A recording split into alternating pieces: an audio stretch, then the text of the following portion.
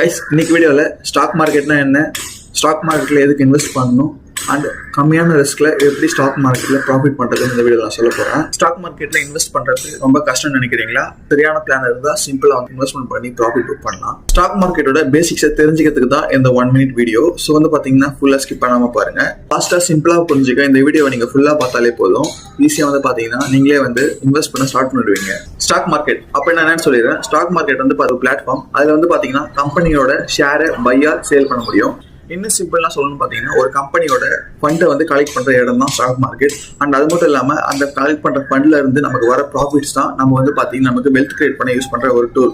Stock மார்க்கெட்டில் நான் எதுக்கு இன்வெஸ்ட் பண்ணணும் அப்படின்னு கேட்டிங்கன்னா, இப்போ நீங்கள் உங்களோட பணத்தை பேங்க்கில் சேவ் பண்ணீங்கன்னா கம்மியான இன்ட்ரெஸ்ட் கிடைக்கும். அதே பணத்தை அதே டைமில் நீங்கள் வந்து பார்த்தீங்கன்னா லாங் டேர்முக்கு நீங்கள் ஸ்டாக் மார்க்கெட்டில் இன்வெஸ்ட் பண்ணீங்கன்னா அதை விட ட்ரிபிள் ஆர் டபுள் மடங்கு வந்து பார்த்தீங்கன்னா ப்ராஃபிட்ஸ் வந்து பார்த்தீங்கன்னா புக் பண்ணலாம். அது மூலமாக வந்து பார்த்தீங்கன்னா உங்களோட